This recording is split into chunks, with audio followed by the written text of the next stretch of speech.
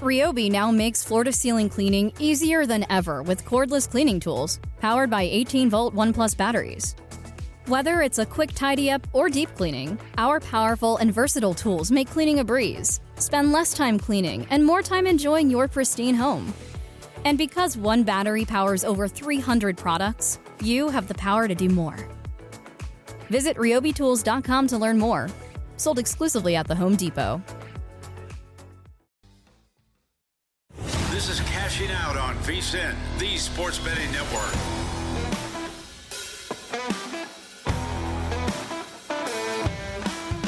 All right, another hour. Cashing Out with Joe Ceraulo, taking you through the late hours of your Thursday night, right on in to your Friday morning. We are getting your weekend started the best way, the right way, the only way, right here on VSiN, the Sports Betting Network. We are fresh off a Game 6 that went to the Denver Nuggets at home in the Mile High City. Nikola Jokic would not be denied his 29 points. We would not be denied the over on Jokic. What an exclamation point that was. Free throws with 43 seconds left. Cashing out our Jokic over 28.5 points.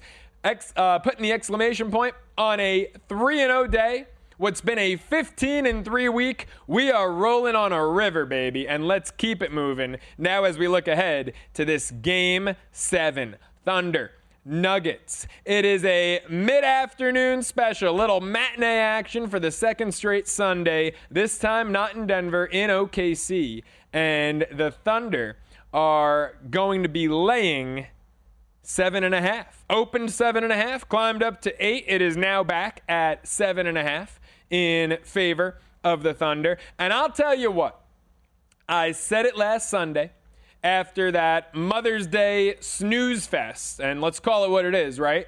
17-8 after the first quarter.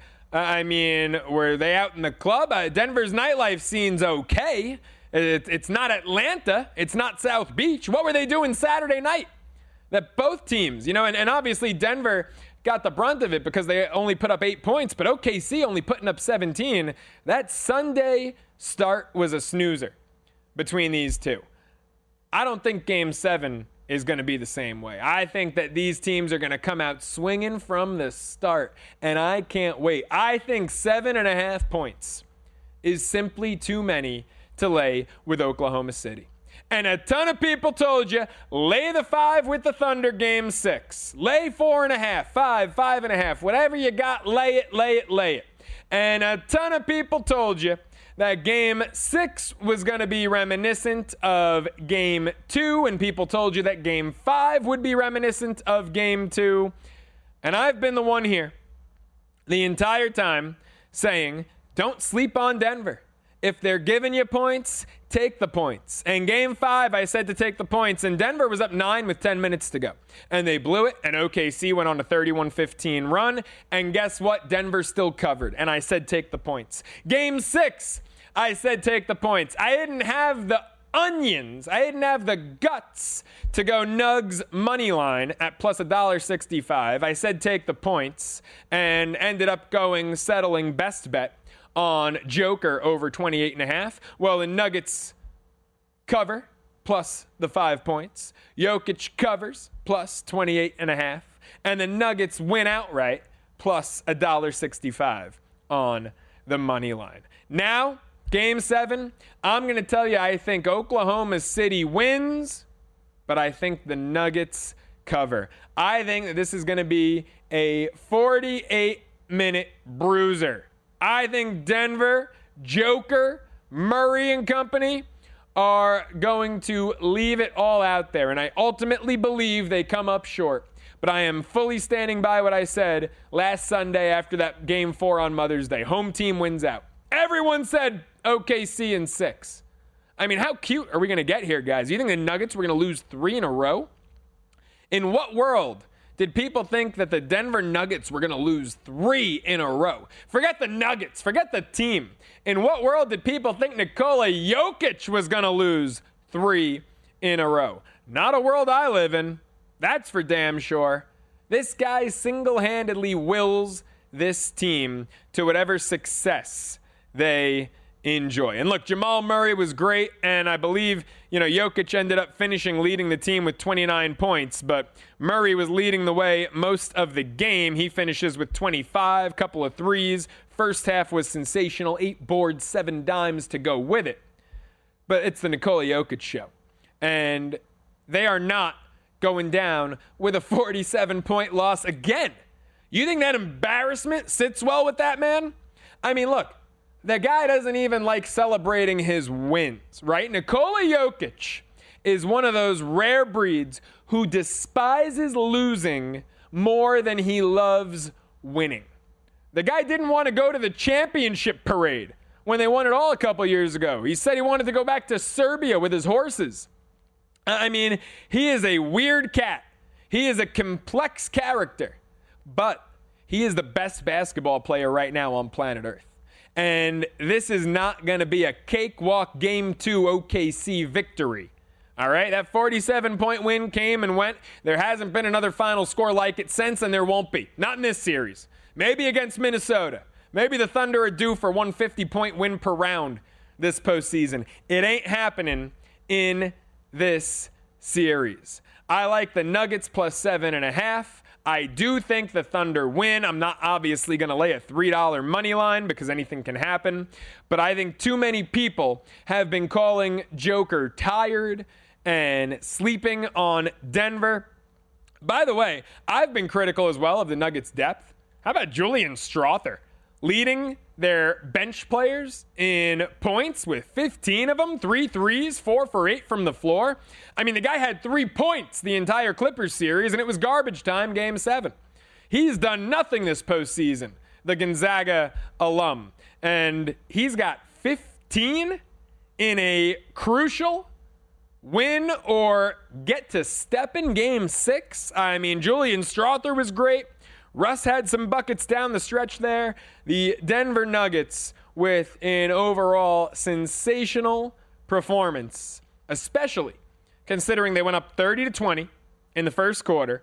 OKC closed out the first on an 8-1 run and then outscored them by 6 in the second quarter to take a 3-point lead into the locker room. The way the Nuggets bounced back from that could have been it. That could have been all she wrote, right? Thunder end the first half on a 41-28 run. They keep that zooming through the second half, and boom, we're talking OKC, Minnesota here. Nope. Denver came out, got their legs under them. Joker, just 12 first half points. Dicey at times, missed a couple of free throws, missed a layup. You know what he didn't do in the second half? Miss any free throws. And he needed every last one. 10 of 12 from the line. It was 4 free throws in the final 90 seconds that got us to 29 points and cashed out our over 28.5. That was an incredible game. This has been an incredible series. And we've got another incredible NBA playoff game coming up Friday night. My New York Knicks. Knicks in 6, baby. The Knicks are coming home. I'm coming home. Tell the world I'm coming home. And this is where they take the Celtics behind the shed and they put them down. Look, Luke Cornett, that's what we're going to call Game 5. Derek White was sensational. If you didn't know how good Derek White is, you haven't been paying attention. But Game 5 was the Luke Cornett game. Luke Cornett looked like Ben Wallace with his 7 blocks. Game 5. 10 points, 9 rebounds, 7 rejections. It was like me in high school getting rejected so many times. That's not happening again, Game 6. If you don't think the Knicks learned from that, there is no planet in our solar system in which Luke Cornett is going to repeat that Game 5 performance at the Mecca, Game 6 on a Friday night. The New York Knicks knew what Boston had. Now they know what Boston's thrown at them with a Tatumless rotation. Derek White currently is the Celtics' best offensive player. Jaylen Brown turned it on second half, deserves all the credit in the world. Jaylen Brown was not much of a force in the first half. The Knicks can hold Jaylen Brown at bay. Can you stop Derek White? And can you please, Karl Anthony Towns, toughen the hell up against a guy like Luke Cornett in the post? All right? I don't need Cat's face to the basket, perimeter shooting. I need Cat's 280 pounds being thrown around like a rag doll against Luke Cornett near the rim. That's what the Knicks need. And I hope Cat observed enough, got his butt handed to him enough game 5, that he's going to play more physically in game 6. Because you know who showed up in game 5? Mitchell Robinson showed up. And even with Cornett out there, Cornett and Horford is not as formidable as Cat and Mitch. Give me the Twin Towers, baby. It's New York City. Give me the Twin Towers. Give me Cat. Give me Mitch. Give me Josh Hart. Jalen Brunson. I'm calling this now. We're getting a Jalen Brunson legacy game. Game 4 was a legacy game. We're getting another one. Jalen Brunson is taking over. Fouled out, all 6 fouls, second half, game 5. I think Jalen Brunson is a man on a mission. And Bridges and Anunoby, they can't play worse than they did in game 5, right? I think that this team is going to use game 5 as a wake-up call the same way they used game 3 as a wake-up call. And you heard Brunson's quote here on the show after game 3. He said, yeah, we got complacent, and we're not going to let that happen again. Well, game 5, maybe you got complacent. Maybe you just didn't know what to expect with a Tatumless rotation. But don't let it happen again. They won't. Knicks in 6. I'm playing the money line on this one. Minus $1.35. More than I like to lay, but it's already locked in. It's loaded. It's ready to go. We'll be cashing out on a Friday night. Folks, bet the Preakness Stakes with First Bet, and you can get rewarded. New customers can use the promo code VEASAN200 to score a 20% rebate on all wagers for the first 60 days up to $200. That's win or lose, you get paid back. Download the First Bet app or visit first.com/bet. Use promo code VEASAN200 and get started today. That's first.com/bet. Promo code VEASAN200. Rivalry weekend in Major League Baseball coming up. Let's hit it. Up next, Cashing Out with Joe Ceraulo.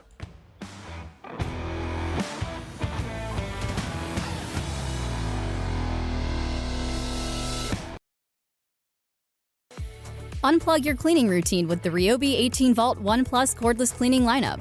From tackling bathroom tile with the soap dispensing telescoping power scrubber, to cleaning wet and dry messes with the 2-in-1 Wet Dry Swift Clean Stick Vacuum, to cleaning up pet hair and debris with our advanced stick vacuum, Ryobi has a solution for every cleaning task. And because one battery powers over 300 products, you have the power to do more. Visit ryobitools.com to learn more. Sold exclusively at the Home Depot.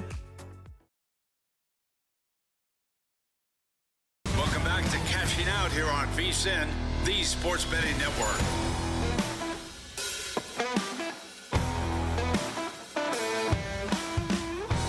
Cashing Out continues with myself, Joe Ceraulo. So much to get to. We've been moving. What a program it's been so far. Let's keep it rolling. How about this hockey game? The Winnipeg Jets, in all likelihood, are going to live to see a Game 6. The Great White North showing up, showing out. That home ice has been impeccable for Winnipeg. Just one loss on home ice, 5-1 through 6, looking to make it 6-1 through 7 home games. These Stanley Cup playoffs. The only issue, the only problem, Winnipeg putting up a goose egg on the road, 0-5 away from Winnipeg. And that's been the story as, we just had a ref try to break up a fight and hit the ice pretty hard. Sheffley took one on the chin by the benches. Stripes tried to get in the way and tame things a little bit. And Jamie Benn, Stars captain, thank you to our terrific producer, Jared Moore. I could not see with the glare who that was. Jamie Benn getting tossed for that cheap shot. Wow. Officials going down. Left hooks getting landed. This is playoff hockey, huh? 3-0, Winnipeg. 6 minutes to go. Get you some live odds. Not that there's probably going to be much bettable at this juncture. Money line is currently off the board. Winnipeg laying 3.5, -110. Dallas plus 3.5, -120. So if you think the Stars, who are on a power play here, have a little something in them, little late score coming up, you can get the puck line only laying 20 cents for where they are currently within covering range, plus 3.5. Obviously, that's factoring in the fact that Dallas will likely pull their goaltender here, probably right after the power play, I would assume. They've got a minute left on the power play. When this ends, if Winnipeg kills it, you'll be down 4.5 to go. I'd imagine that's when they go to the extra skater on the ice. Live total, 3.5, but it's minus 230 to the over. Now minus $2 to the over. Maybe it's a little more playable for you.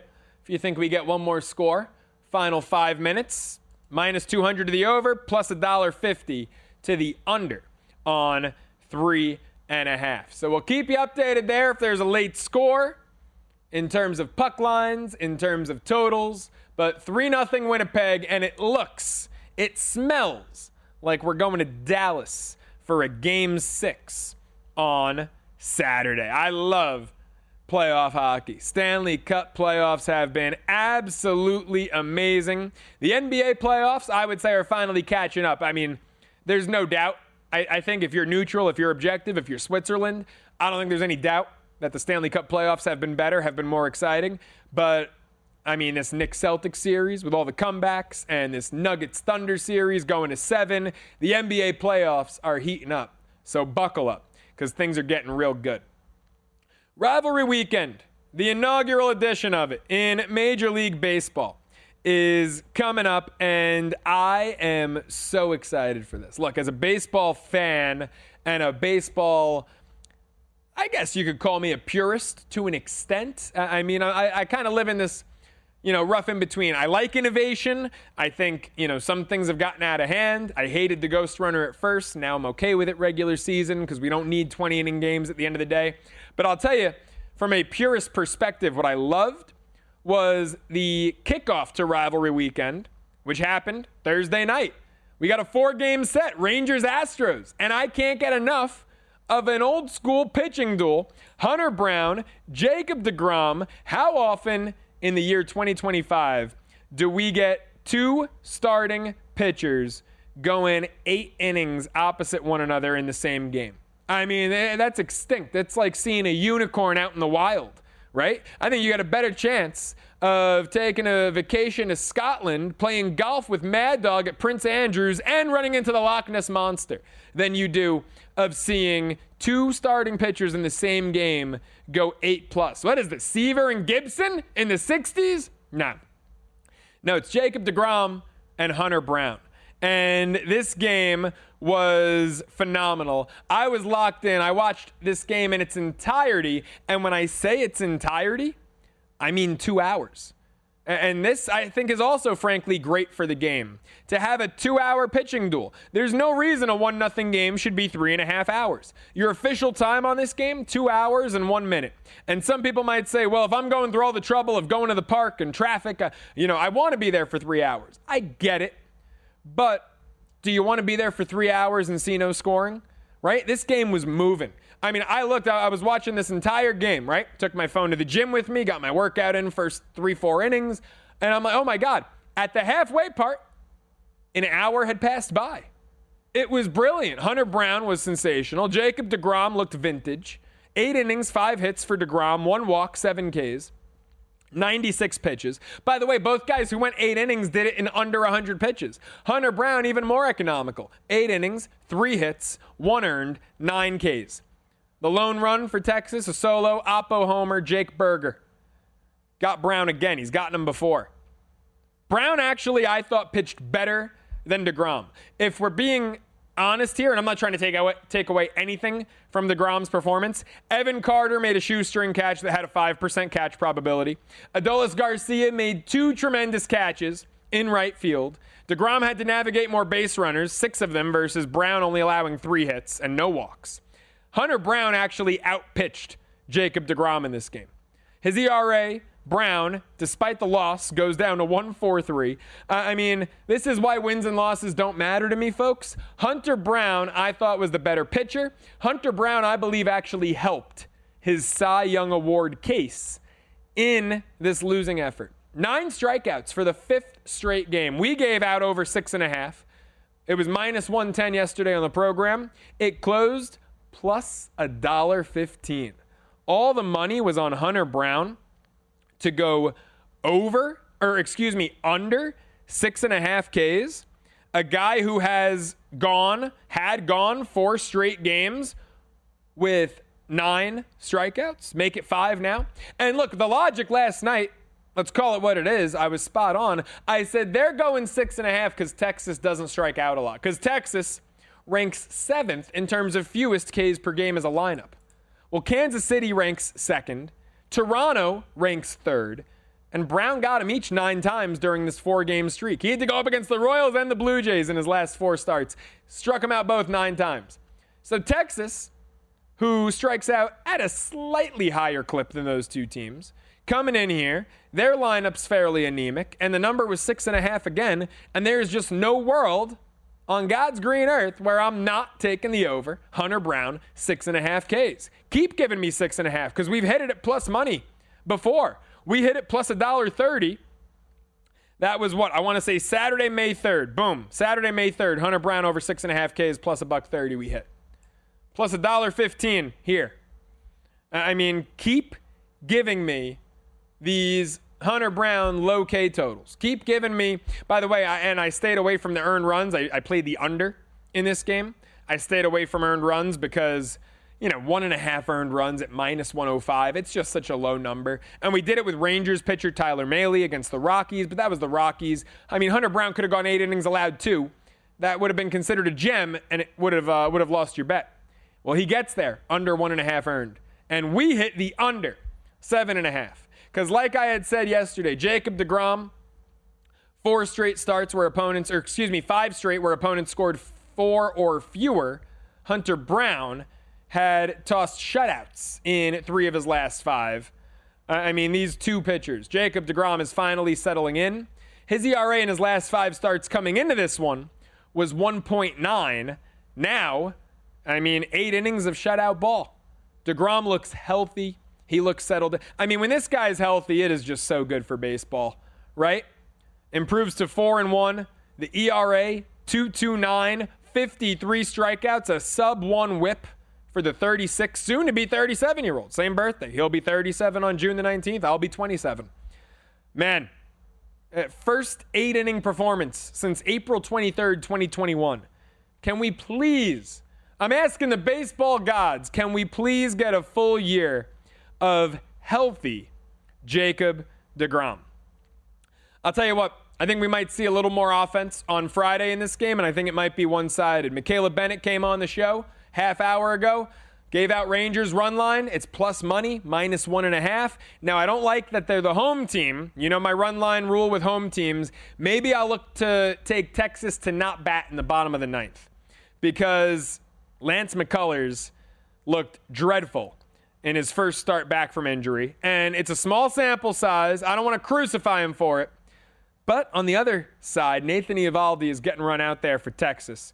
And Nathan Eovaldi has quietly been one of the best pitchers in baseball this year. Sub-2 ERA, 1.8. Texas has 3 starters with an ERA of 2.3 or lower. And the Rangers to not bat in the bottom of the 9th is minus 125.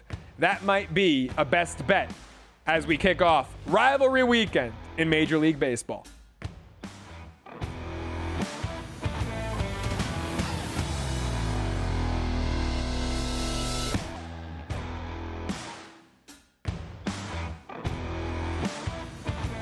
Welcome back to Cashing Out here on VSiN, the Sports Betting Network.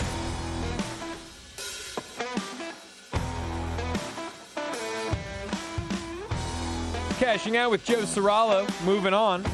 And we've got the breaking news that you need, that you want, that you're dying for. My New York Mets have made a trade. Jose Castillo, relief pitcher, Arizona Diamondbacks, coming to Queens, coming to the Bronx this weekend, actually, rivalry weekend, in return for some cash. Because if we don't report on trades for cash on Cashing Out, what the hell are we doing, right? So Jose Castillo coming over from Arizona. Let's see what kind of year Castillo's having. And I'm not gonna make too much time out of this. It's a relief pitcher being traded for cash. I am just curious. This was breaking news during the commercial break. It piqued my interest, and we will relate it to the Subway Series because the Mets bullpen has had some injuries and could use a little bit of help. So Jose Castillo, 6 1/3 innings pitched. ERA is 11.5. All right, well, this show is fun. I'm gonna get out of here. Jeez. He's gotten shelled this year, huh? Lefty. That tells you AJ Minter's oblique, by the way, probably season ending, unfortunately. How does Castillo have that ERA? Yeah, 5 outings, giving up multiple runs in 3 of them. All right, not great. Not going to spend too much time there, but we will spend some time on the Subway Series. Just want to do some quick live updates. If you took the over 3.5, you would have had to lay $2, but if you did, it paid out for you.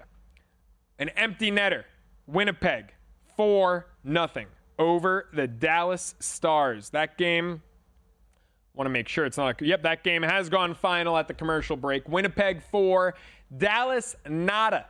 Connor Hellebuck, how you doing? What a statement by the goaltender. Exercising his postseason demons, albeit he's been pretty darn good at home.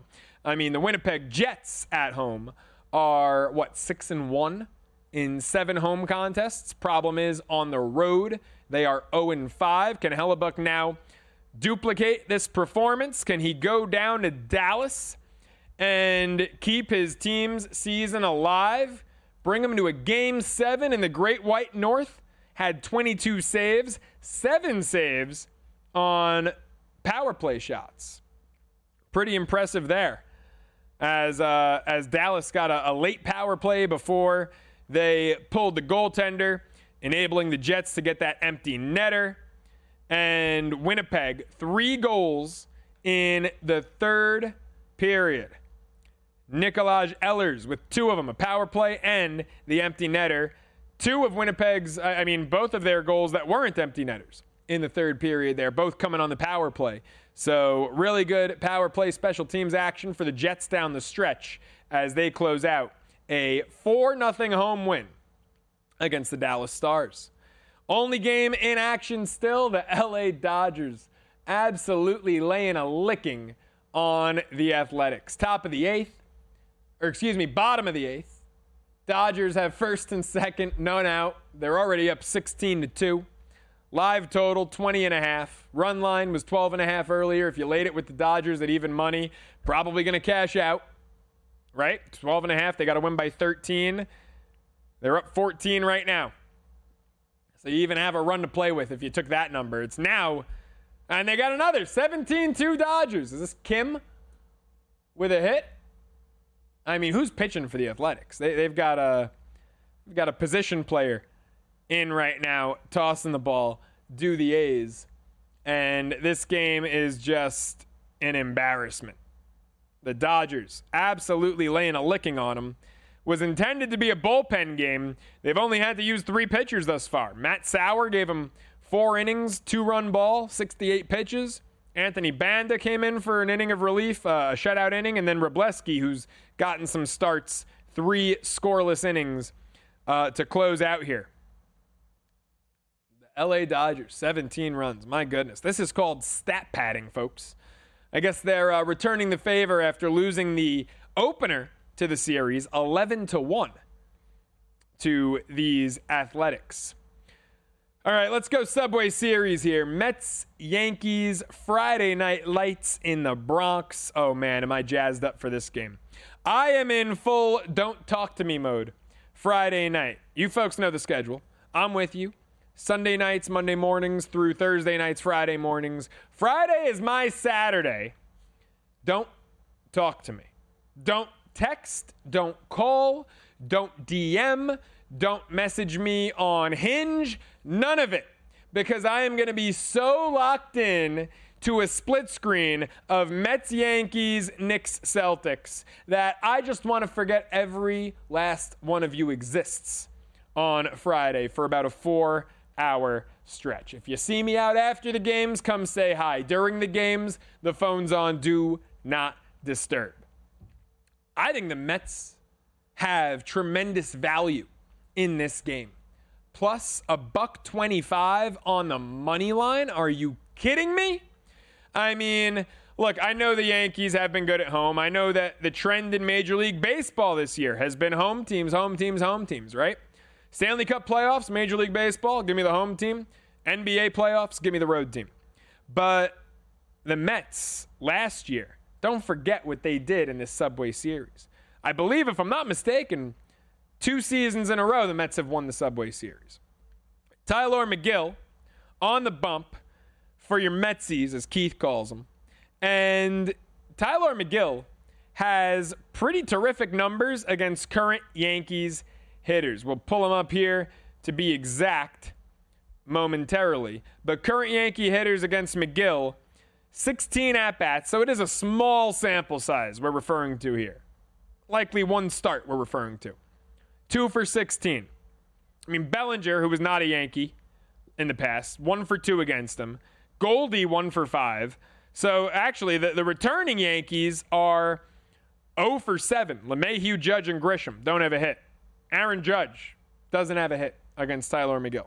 Now, it's a small sample size. I'm not going to look at that and say, oh, because the Yankees are 2 for 16 against Tyler McGill, and 2 of those are Max Fried, so throw that out the window, 2 for 14. Therefore, I'm taking the Mets to win. No. But Tyler McGill, good early season pitcher. He's been rather consistent for this team lately. And, people talk about, oh, well, Juan Soto's pitching and, or Juan Soto, is returning to the Bronx. And because of that, I think the Yankees are going to get jazzed up for this game. And I think, frankly, it's the opposite. I think the Mets are going to be juiced and jazzed for this one. And Pete Alonso loves hitting at Yankee Stadium. The one game I went to at Yankee Stadium in my life, Alonso obliterated a ball. I'm still waiting for that thing to land. I was summer of 19 interning for VSiN's own Adam Shine. Wrapped up my day at Sirius, hopped on the subway to Yankee Stadium. I walk in top of the first inning, missed the first at-bat or two. As soon as I walk in and I'm able to see the field, Alonso hits one into orbit. Francisco Lindor loves the Subway Series. Don't forget, even in Lindor's inaugural season as a Met, which for the most part, and I think it gets a bad rep for the most part, it was underwhelming, but it was really just the first half where he stunk. Second half, he came on, and that included that Sunday night baseball game, Lindor and Stanton going homer for homer, 3 for Frankie. I'll never forget that game as long as I live. Lindor gets up for the Subway Series. Alonso gets up for the Subway Series. Juan Soto is going to put one in the second deck in right field. I think the Mets are the play. If you don't like the Mets in this spot, maybe consider an over in this game. Because, look, Tyler McGill, while I love him, he has given up 3 runs or more in, what are we looking at now? 3 straight starts. He's given up 3 or more. ERA was 109 on April the 22nd. Now it's 3.1. But Carlos Rodon, he's been pretty good for the most part his last 5 starts. Got touched up last time out. Rodon's hittable. And I think this Mets lineup will hit Carlos Rodon. I think runs will be put up in this game. I can't wait. We always get fireworks when we get the Subway Series. There's a stray 8.5 out there at South Point. Another one over at the Westgate. Quite a few 9s up. I think right now your best price for a 9 is MGM even money. You can get an 8.5 if you want to lay 25 cents. I might look towards that over in game 1. Mets money line, I'm thinking about it. Thinking about the over. Nothing yet. We've already locked in a couple rivalry weekend bets. Nationals first 5, minus 115. Rangers to not bat in the bottom of the 9th, minus $1.25. The Mets-Yankees game is still TBD, but there's a couple different angles we could take it. Folks, you want to know where the money's really going? Unlike other sources, our splits here at VSiN come straight from Circa and DraftKings, giving you insight into where the sharp action's landing. Circa, of course, known for taking big bets from the pros, while DraftKings provides more of a broad market perspective, meaning you're getting the real action, not just public money, but the kinds of wagers that move the lines. See the percentage of bets versus the handle, every game, every sport, helping you make smarter, more informed plays. Get VSiN's exclusive betting splits as little as $9.99 your first 30 days. VSiN.com/subscribe.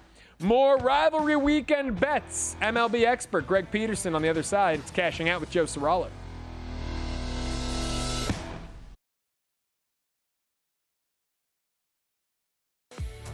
Ryobi now makes floor-to-ceiling cleaning easier than ever with cordless cleaning tools powered by 18-volt 1+ batteries. Whether it's a quick tidy-up or deep cleaning, our powerful and versatile tools make cleaning a breeze. Spend less time cleaning and more time enjoying your pristine home. And because one battery powers over 300 products, you have the power to do more. Visit ryobitools.com to learn more. Sold exclusively at the Home Depot.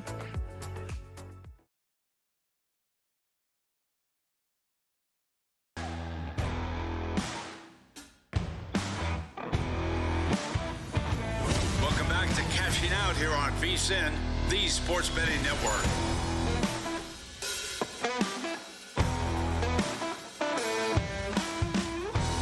All right, Cashing Out continues with myself, Joe Ceraulo. If you can't tell already, I am so amped up for this inaugural rivalry weekend in Major League Baseball. I love the idea. I love the execution. I love the guy we're about to talk about it with, Greg Peterson, VSiN MLB expert, joining us now on the Progressive Guest Line. Greg, how are you, my friend? What are your thoughts on this idea of rivalry weekend? Not the same as the interleague play weekends that we used to get, because these are not all interleague games, more geographical rivalries. What are your thoughts on this? I think it's a lot of fun. We're getting a lot of good matchups. Now, some of them are going to be lopsided, like the LA Angels versus the LA Dodgers, but when you can get those intercity rivalries, when you can get those border wars as well, because we love them in college basketball, we love them when it comes to like the NFL and you get all those divisional games, I think that this is absolutely tremendous. So I think that this was a good idea by the MLB, and all of a sudden, over the last 5 years, they've come up with actually some okay ideas. Now, they need to give us a little bit more day baseball. I will always campaign for that, but this was a good idea. Well, hey, you know what, Greg? We're getting day baseball. White Sox, yes. Cubs, 11:20 a.m. Pacific time, 2:20 Eastern. I wasn't planning on going there because with the pitching matchup, Smith against Horton, Cubs could turn it into a bullpen game. I don't know if you have anything there. If you do, be my guest. If you don't, I would love your take on the Subway Series. Oh, absolutely. I'm going to be taking a look at the under to start off the day because I'm seeing this between 11 and 11.5. Shane Smith has not been bad. Wow. He's actually got a sub-225 ERA. Fielding dependent is a little bit closer to 3 as he's not some sort of strikeout artist or anything like that. And wind is going to be blowing out at Wrigley Field. That's why you've got this high total of 11, 11.5. But still, this is a Chicago White Sox team that even with the wind blowing out for them, they're averaging fewer than 3 runs per game away from home. Bullpen has been bad, but it hasn't quite been as atrocious as it was a season ago. I think that this is a game where the Chicago White Sox are going to have a tough time slugging the ball out of the yard with Andrew Benintendi still dealing with injury. So this is one where if you're able to get in on a relatively decent run line of the Cubs right now, that's shooting up to minus 125, a little bit more than I would like. So we'll wait there. But certainly with this total 11 plus, I'm in on the under. All right. Greg Peterson saying when they go high, we take the under. I love it. How about the Subway Series, Greg? Yanks, Mets. You're getting my Metsies about a plus $1.20, $1.25. Do you think that's the play? Do you think we go over 9 runs here? I've got ideas on this game, but I'm not committed just yet. I haven't fired away just yet. What do you think? My big trepidation here with the Mets is that Tyler McGill just has never been the same pitcher when he's been away from home rather than at home. For Tyler McGill, he's got an ERA of full 0.5 better throughout his career when he's at home rather than away from home. And as we know, this is a New York Yankees team that can light it up at any time, but I've actually liked what I've seen out of Carlos Rodon. Now, I feel like Carlos Rodon is one of those guys that when I back him, he lets me down, and when I fade him, he comes out and has a good performance, but he's been giving you about 11 strikeouts per 9 innings. After a few shaky starts of the season, he's been pretty rock solid, and this is a Mets bullpen that's been very good. Mets top 5 team in terms of bullpen ERA. When Devin Williams is out there, the New York Yankees bullpen has not been great, but still, they're a top 10 team in terms of bullpen ERA. Right now, I'm seeing that total between an 8.5 to a 9, especially if you could get the 9. That's when I would start to take a look at the under. And with the New York Yankees, we'll be willing to go up to about a minus 135 on them. All right, Greg. How about sticking in these two divisions, the AL East, NL East? Braves, Red Sox, Fenway Park. You've got a lefty who just won the Cy Young Award in Chris Sale. He's won it in both leagues now. You've got a lefty on the bump for the Red Sox who is aspiring to win the 2025 Cy Young Award, Garrett Crochet. What do we like in this game? I'm obsessed with this pitching matchup, man. Oh, this pitching matchup is going to be great. What's not so great, though, is that both of these bullpens have had their, shall we say, warts over the last few weeks as well. So that makes it a bit interesting here. And that's a big reason why on this 8, I'm actually willing to go over. But I'm going to be willing to back Eric Crochet as well. For Chris Sale, it just feels like he's been giving up the deep ball a little bit more this season. A ballpark like Fenway, we've seen him have his struggles out there back when he was, ironically enough, with the Boston Red Sox. Just really doesn't suit his game in general. And with this Boston Red Sox team, recognize that they've been able to injuries, but the loss of Tristan Casas has really not slowed this team down at all. Rafael Devers, while he refuses to pick up a glove, he's been picking it up at the plate. I do think that for Boston, they get to Chris Sale, they get to that bullpen. So I like that over, and I do like the money line of Boston. All right, going with the Red Sox, the slumping Red Sox. I mean, dude, can we just talk about this Red Sox team for a minute? 23 losses, 12 of them by 1 run. I mean, this team should be in first place right now, shouldn't they? Absolutely. They're the opposite of the Rockies, who have lost all but 4 of their games by multiple runs. So they've had a little bit of bad luck. And I will say, if you look at the names in the Boston Red Sox bullpen, when you see Aroldis Chapman, even though he's got a low ERA, not necessarily the most trustworthy of guys. You've got the likes of Greg Weissert and company. These are guys that could sometimes give a game away late. But that said, there should be some positivity with them. If you look at their projected win-loss or expected win-loss, they've played better than what they've shown right now on the field with regards to that record. So I do think that there is a bit of a bump for them, much like there was for the Atlanta Braves after that rough West Coast series to begin the season. Absolutely. Hopefully this team can turn it around. I've got quite a bit invested in the Red Sox in the futures market from March. Greg, can the Minnesota Twins win a 12th straight game at Milwaukee, but Joe Ryan is on the bump for Minnesota? Arguably, I would say their ace. Do they win a 12th in a row? What do you like here, Twins Brew Crew?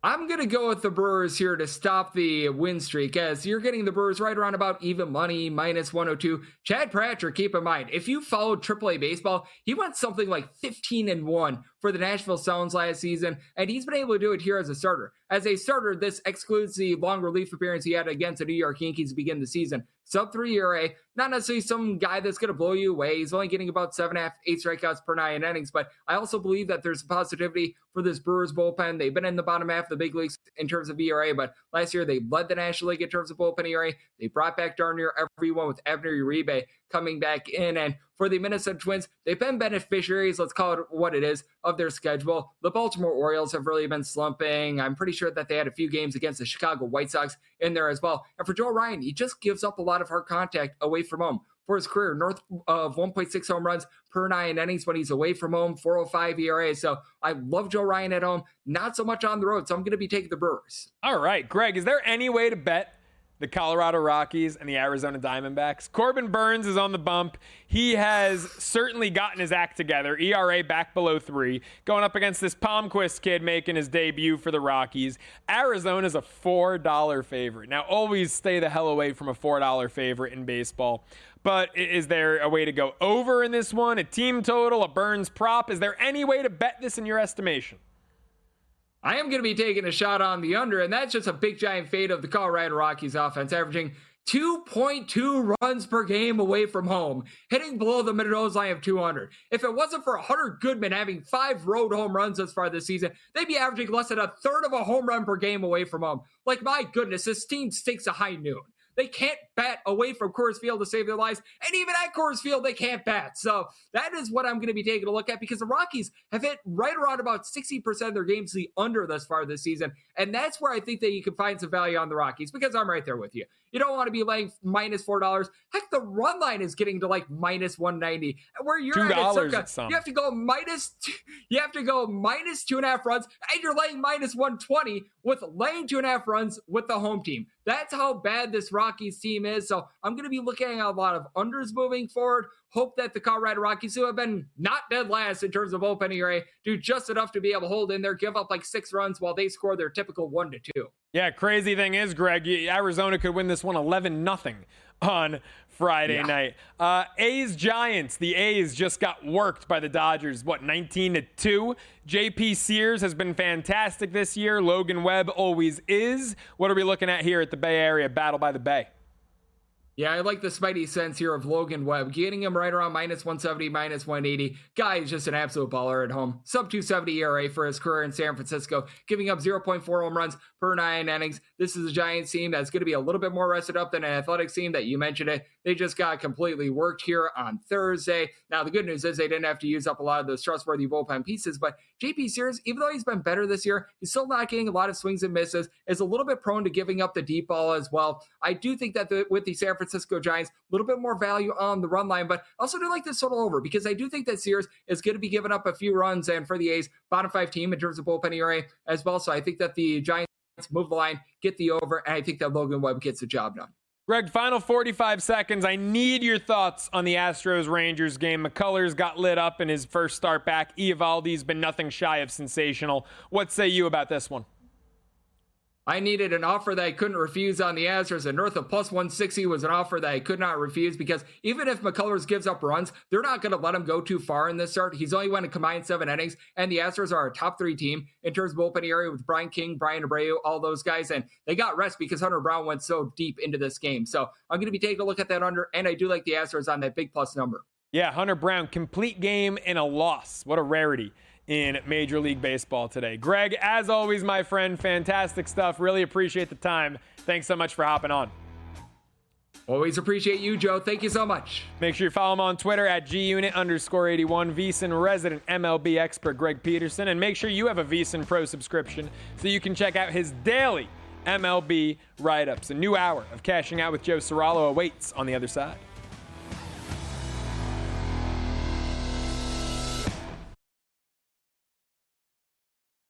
Unplug your cleaning routine with the Ryobi 18-volt 1 Plus cordless cleaning lineup. From the soap-dispensing telescoping power scrubber to the advanced stick vacuum, Ryobi has a solution for every cleaning task. One battery powers over 300 products, giving you the power to do more. Exclusively at the Home Depot.